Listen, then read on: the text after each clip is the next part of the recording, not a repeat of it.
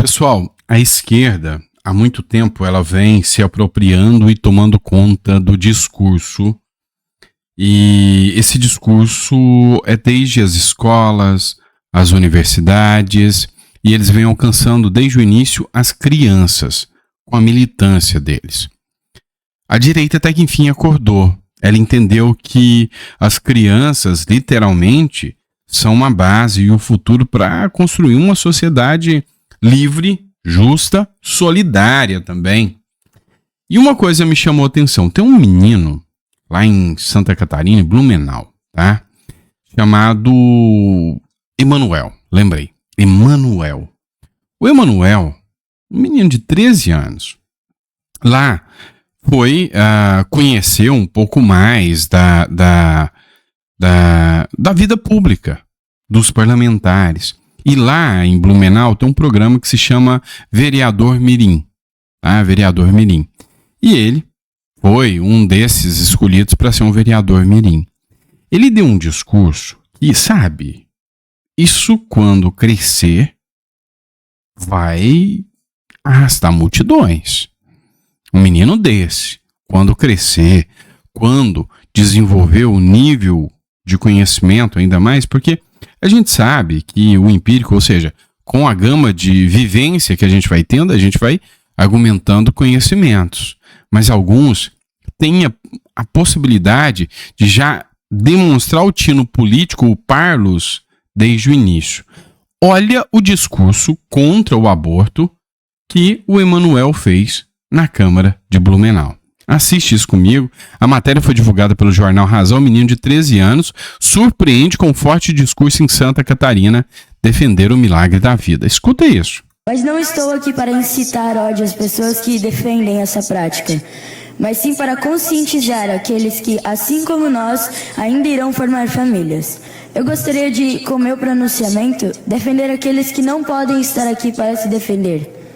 E talvez nunca poderão estar aqui, pois esse direito pode ser tirado deles.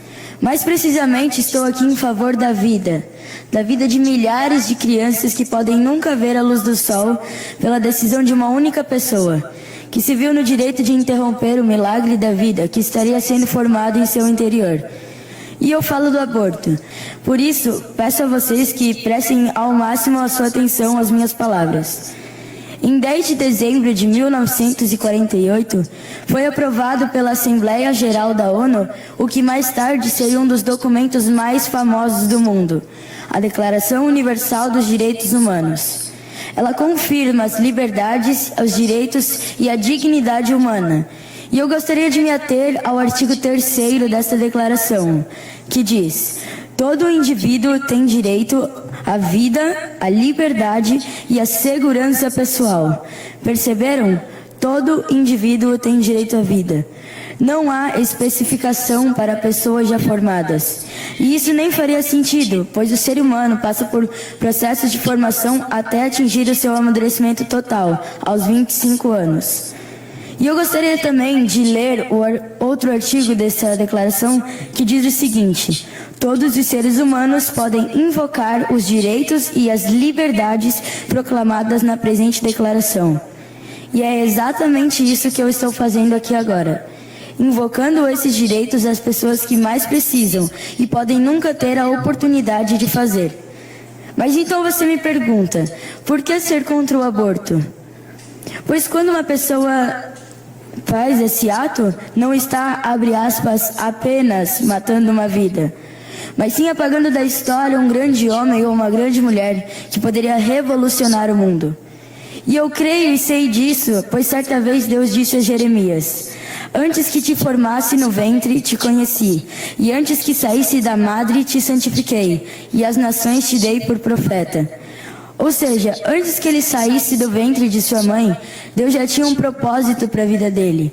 E o mesmo se aplica a nós, pois antes de que alguém soubesse da nossa existência, o Eterno já tinha sonhado com a gente e já nos conhecia pelo nome e conhecia a nossa história inteira, o que nem nós conhecemos ainda. Mas se você não acredita em Deus e acha que precisa de mais do que isso, então deixe que a criança escolha. porque é direito dela escolher se quer querer ou não. Ou pensem nas pessoas mais famosas do mundo que o revolucionaram. O que aconteceria se elas nem tivessem saído com vida do ventre de suas mães? Como seria a nossa sociedade?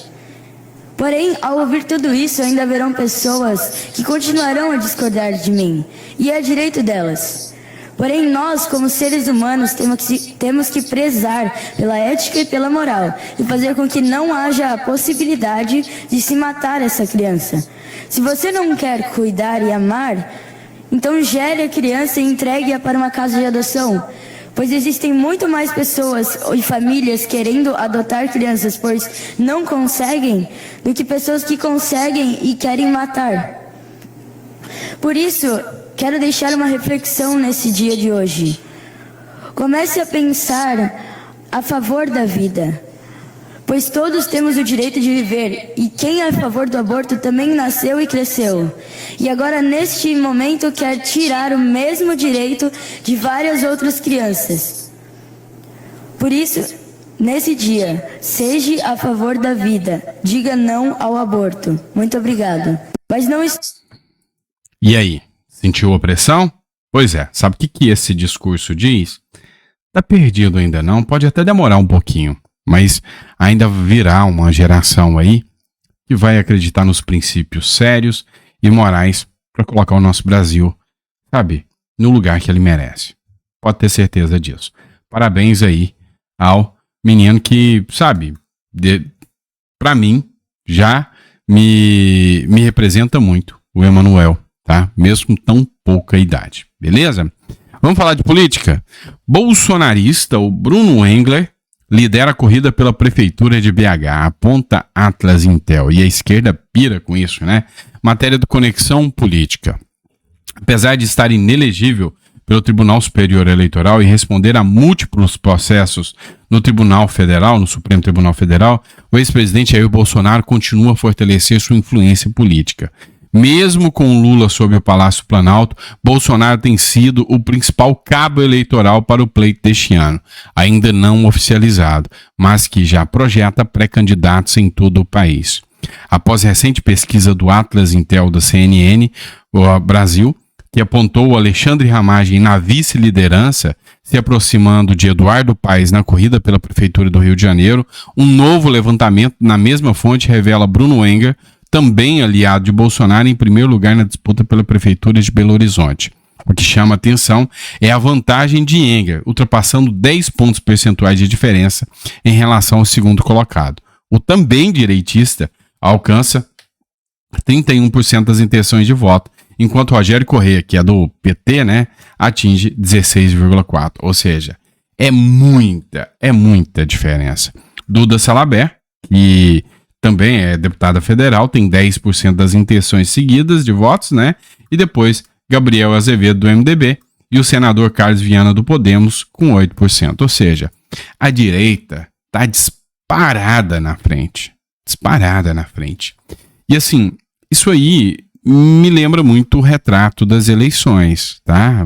Já me dá um retrato das eleições. Me mostra como que vai acontecer. A esquerda vai levar uma surra gigante nas urnas. E aí, o Janones falou uma coisa que, vou repetir, tomara que a esquerda tome mesmo a surra nas urnas, e vai tomar. Segundo o próprio Janones falou, não, a esquerda é arrogante, é prepotente e vai tomar uma surra nas urnas. Pois é, Janones deve estar meio que com raiva do PT, né? Vamos lá, o último material que eu quero trazer para vocês agora é uma matéria da Revista Oeste. Canapés, camarão e filé. O governo Lula reserva 6 milhões para eventos do IBGE, mas também pudera, né? O IBGE tá tão bonitinho para o Lula, tão favorável. O governo Lula disponibilizou pouco mais de 6 milhões para cerimônias do Instituto Brasileiro de Geografia e Estatística. A duração do contrato é de 1 ano. A encomenda contempla o serviço de garçons, copeiros, louças, veículos para transportar convidados. De acordo com o pedido dividido em 10 categorias, a iniciativa será para a organização de promoções de eventos sob demanda nas dependências do IBGE, em hotéis e outras instalações a serem coordenadas pelo IBGE na cidade do Rio de Janeiro, conforme condições, quantidades e exigências. São um monte de sultões, pessoas da realeza, nobreza, que vivem ali nas custas dos súditos, pobres pagadores de impostos, né? Pois é, o trouxa é você e sou eu. Fazer o quê, né? É isso, pessoal, obrigado por tudo. A gente volta amanhã de manhã com mais conteúdo para vocês. Um grande abraço e até o próximo editorial.